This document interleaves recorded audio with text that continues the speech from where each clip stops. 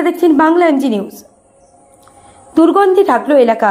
রাখির সকালেই ঘটে গেল চাঞ্চল্যকর ঘটনা। বাড়ির ভেতর থেকে ভেসে আসছিল দুর্গন্ধ। অনেক ডাকাডাকির পরেও মেলেনি কোনো সাড়া। পুলিশ এসে দরজা ভাঙতেই চোখ উঠল কপালে। ব্যক্তির দেহ উলঙ্গ অবস্থায় পড়ে শৌচালয়ে। ব্যাপক চাঞ্চল্য ছড়ালো দুর্গাপুর থানার সিটি সেন্টারের সেল কোঅপারেটিভের ডিরোজিও পথ এলাকায়। মৃতের নাম কল্যাণ বন্দ্যোপাধ্যায়, বয়স 55।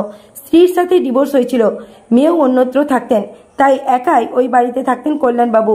রাখির সকালে এই ঘটনা জানাজানি হতেই এলাকায় ব্যাপক চাঞ্চল্য ছড়িয়ে পড়ে। পুলিশ মৃতদেহ উদ্ধার করে ময়না তদন্তের জন্য নিয়ে যায় দুর্গাপুর মহকুমা হাসপাতালে। স্থানীয় বাসিন্দা নবীনা চক্রবর্তী বলেন, মানুষ হিসেবে কল্যাণবাবু খুবই ভালো ছিলেন। স্ত্রীর থেকে ডিভোর্স হওয়ার পরেও তিনি একাই থাকতেন, তার 2 মেয়ে অন্যত্র থাকতেন। রবিবার বিকেল থেকেই গন্ধ আসছিল। আমরা ভেবেছিলাম ইঁদুর মরেছে।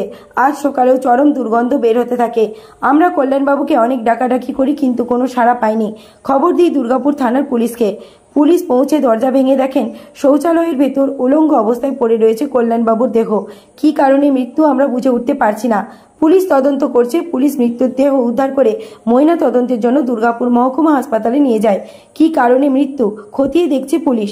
পশ্চিম বর্ধমানের দুর্গাপুর থেকে নিমাই দাসের রিপোর্ট, বাংলা এমজি নিউজ।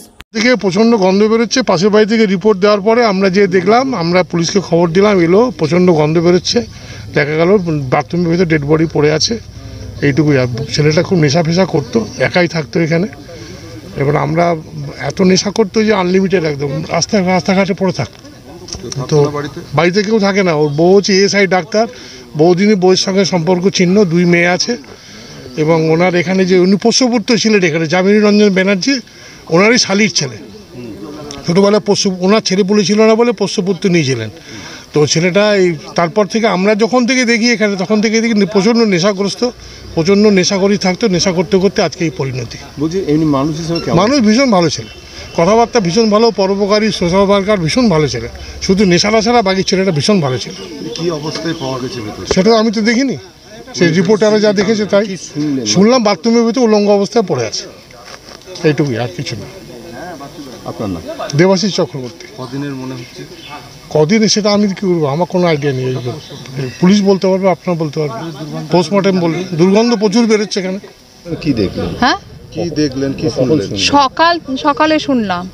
সকালে শুনছি যে এরকম গন্ধ বেরোচ্ছে। কালকে সন্ধ্যে থেকেই শুনছি। অ্যাকচুয়ালি ও বলছিল যে কীরকম মনে হয় ছুঁচো টুচো কিছু মরেছে, গন্ধ বেরোচ্ছে, ঘরে দেখতে হবে। তো আজকে সকাল থেকে এরা এত গন্ধ পাচ্ছে, ওকে ডাকাডাকি করছে, তো ও তো উঠছে না। তারপর জানলা দিয়েও ধাক্কা দিচ্ছে, উঠছে না। তারপরে সব চেষ্টা করে তারপরে বোধহয় ফোন টোন করেছে যে কি হয়েছে, আশেপাশে সবাই আসতে শুরু করেছে। এটাই হয়েছে। কি জানলেন তারপরে শুনছি মারা গেছে মনে হচ্ছে। এত গন্ধ যখন বেরোচ্ছে, 2 দিন ধরে। ও তো রোজ রাতে লাইট জ্বালিয়ে শোয়, কালকে রাতে লাইটও জ্বলেনি। মানে তার আগেই গেছে, দিনের বেলা বা আগের দিন রাতে কিছু একটা হবে। ঘরের তো লাইট বন্ধ যখন। হ্যাঁ, মনে হচ্ছে পরশু দিন গেছে। ও দুপুর থেকে গন্ধ পাচ্ছে। তো এই আর কি। মানুষ ভালো, বৌদি টৌদি করে যথেষ্ট সম্মান করে কথা টথা বলে, কিন্তু মানে বেশ ভালো ব্যবহার, খুব ভালো। পুজোর সময় ঘর দিয়েছে সব লোকজনকে রাখার জন্য। এই যে পুজোর কমিটির যে বাইরে সব বাজনাদাররা আসে রাখার জন্য। তারপর মানুষ খুব ভালো, কিছু বললে সঙ্গে সঙ্গে সব কিছু করে। ছেলে মেয়ে বউ মেয়ে তো আছে শুনেছি। তো বউ তো ডাক্তার, আর মেয়েও আছে। কোথায় থাকেন? ও তো নন কোম্পানির ওদিকে কোথাও থাকে। এখানে এখন একাই থাকতো। আগে তো কাকিমা ছিল, কাকিমা মারা গেছে। ও তো মা বাবাও আছে, মাঝে মাঝে আসে। আর আগেও আর একবার এলে, খুব অসুস্থ হয়ে গেছিলো, তখন এসেছেন। স্ত্রী আসে না মনে হয়, ডিভোর্স হয়ে গেছে, আমরা ঠিক জানি না সেটা। এই আর কি। আপনার নাম? নবীনা চক্রবর্তী।